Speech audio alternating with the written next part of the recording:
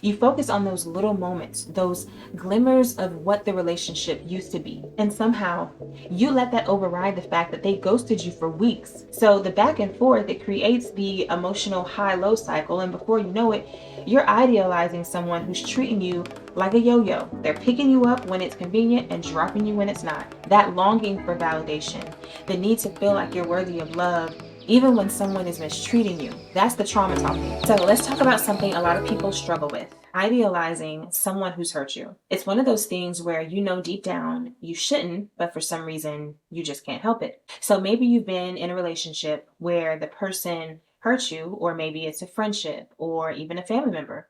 You start to look past the pain they caused and you hold on to the good memories, almost as if those few good moments can erase the bad ones. But the thing is, when you idealize someone who's hurt you, you're really just hurting yourself.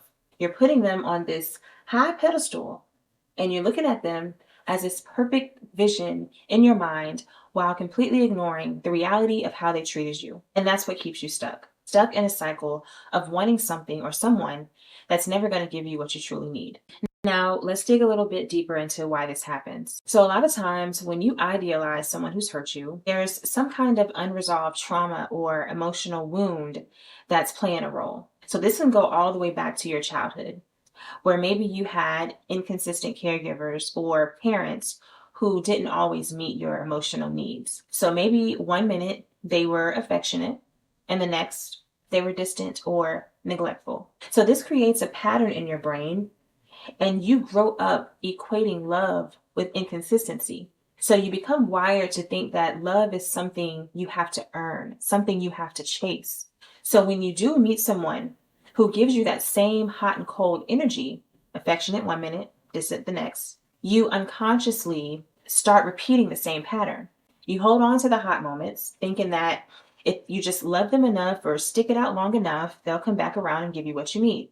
But this is really a reflection of old trauma, and it keeps you stuck in an unhealthy cycle. Now, let's talk about the psychology behind this, particularly the whole hot and cold behavior people often use. So, hot and cold is when someone is warm, affectionate, and attentive one minute, and then distant, cold, or unavailable the next. It's that whole push and pull dynamic that leaves you constantly wondering where you stand. And let me tell you, this kind of behavior messes with your head on a very deep psychological level. It's almost like they're giving you just enough to keep you hooked, but not enough to give you the love and consistency you truly deserve. So this kind of behavior activates something in your brain, and it's called intermittent reinforcement. And it's the same thing that keeps people addicted to gambling. So sometimes you win, sometimes you lose, but that occasional win keeps you coming back for more, hoping that maybe this time will be different. When someone gives you that hot and cold treatment, your brain starts to crave those warm moments even more. And you find yourself holding on to the hope that this time they'll stick around. This time they'll give you what you need. So you start to idealize them. You're remembering the hot moments and you're completely overlooking the cold ones. It's like you're addicted to the idea of them, the potential of what they could be if they just stayed in that warm, loving space. But the reality is, people who use the hot and cold behavior aren't going to change overnight. They're manipulating your emotions, whether they realize it or not, and they're keeping you in a constant state of confusion and craving. So the back and forth, it creates the emotional high-low cycle, and before you know it, you're idealizing someone who's treating you like a yo-yo. They're picking you up when it's convenient and dropping you when it's not. Think about this. If you grew up in a home where love was inconsistent, maybe one or both of your parents gave you affection on their terms, or you were constantly trying to win their approval. So this might set the stage for you to seek out that same kind of inconsistent love in your adult relationships. It's not your fault, but it's a pattern that needs to be recognized if you're going to break free from idealizing people who hurt you. That longing for validation, the need to feel like you're worthy of love, even when someone is mistreating you. That's the trauma talking. Trauma teaches you that love is conditional and that you need to chase it or earn it. But real love isn't like that. The first step to breaking the cycle is understanding that you deserve better. Let's get real about this. Think about that person who hurt you. Maybe it's someone you were all in love with, and you're replaying all the fun dates and the sweet things they said or how they made you feel in the beginning, you start thinking, well, he used to text me every morning, or she always listened to me when I needed her. You focus on those little moments, those glimmers of what the relationship used to be. And somehow you let that override the fact that they ghosted you for weeks, lied to you, or maybe they cheated. And sure, when things were good, they were good. But the truth is, if someone has hurt you over and over and over again, those few good memories can't be enough to justify the pain they caused. You've got to stop letting those memories convince you that the relationship was something it wasn't. The reality is that person showed you who they were through their actions. They hurt you. And that's what you need to hold on to. I'm not saying not to forgive, but don't forget, you don't need to go off of the fantasy you've created in your mind about how they could have been. Take this scenario. You were dating someone, and at first it was amazing. They gave you all the attention in the world. They made you feel like the center of their universe. But then things changed, making excuses, standing you up. And you found yourself constantly waiting for them to go back to who they were at the beginning. You hold on to those early moments thinking, if I can just be more patient, maybe they'll come back to being that person who treated me so well. But they don't. And here's the thing. People show you who they are through consistency, not their potential. If someone isn't making you a priority now, they're not going to suddenly change just because you wish they would. And it's the inconsistency that messes with your mind the most. You hold on to the highs of the relationship and you start to justify the lows. You think, well, when it's good, it's really good. But that's the problem. You're excusing their bad behavior just because they throw a bone every now and then. That hot and cold dynamic is what keeps you trapped in the cycle, hoping that if you just wait a little bit longer, they'll come back to being that warm, affectionate person. But what you need to realize is that both the hot and the cold are a part of who they are. Good moments don't erase the bad ones. Another scenario could be with a family member, and I know this one can hit really deep, but maybe it's a parent, a sibling, or even a close relative who hurt you. You might find yourself excusing their behavior because, well, they're family, right?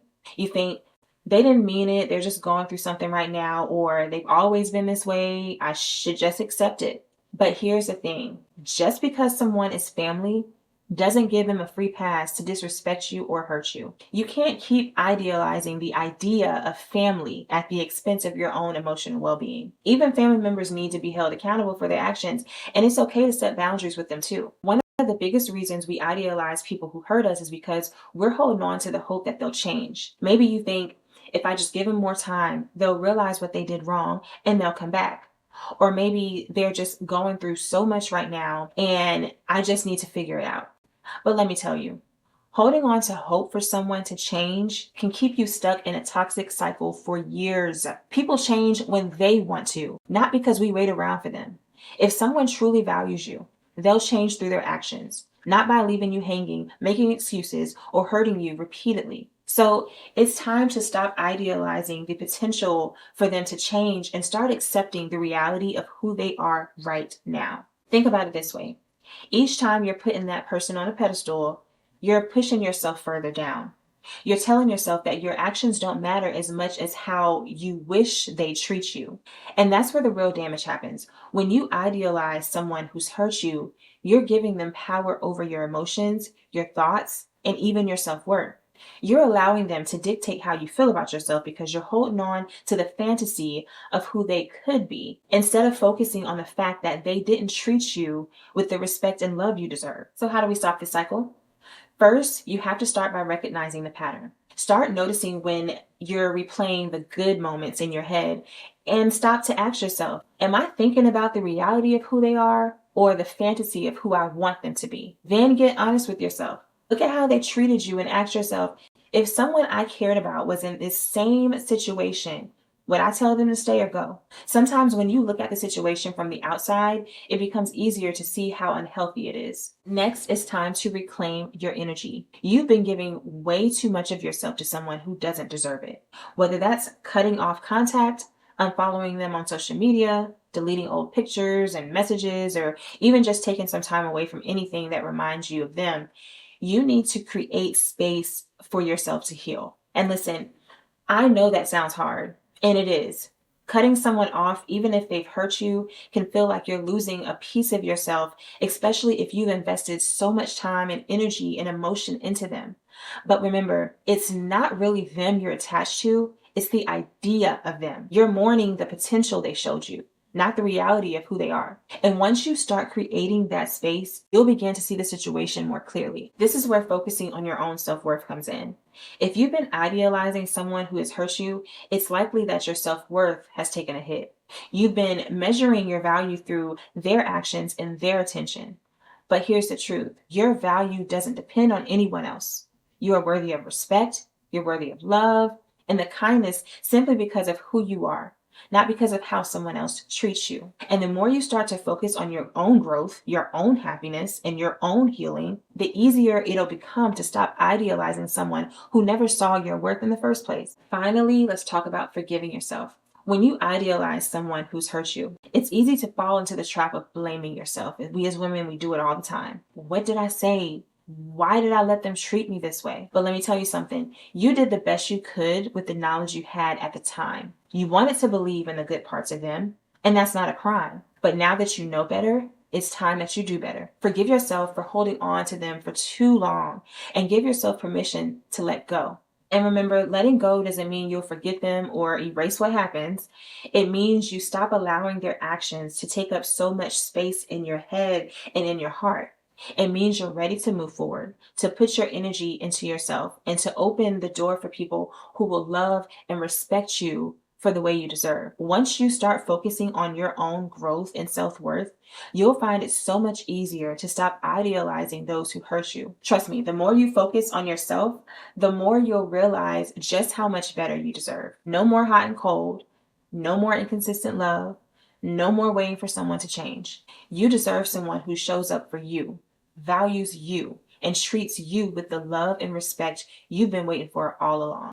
Thank y'all so much for watching. I really hope this helps. Stay tuned for a little rant that I think could probably help some of you guys who are currently in a space where you may want to give up, whether that's relationships, your job, your career, your family, whatever you got going on in life right now. I want you to know that I'm with you. I understand you. Above all else, don't forget to like, comment, and subscribe. Thank you so much for watching, and I will see you in the next one. Love y'all. Bye.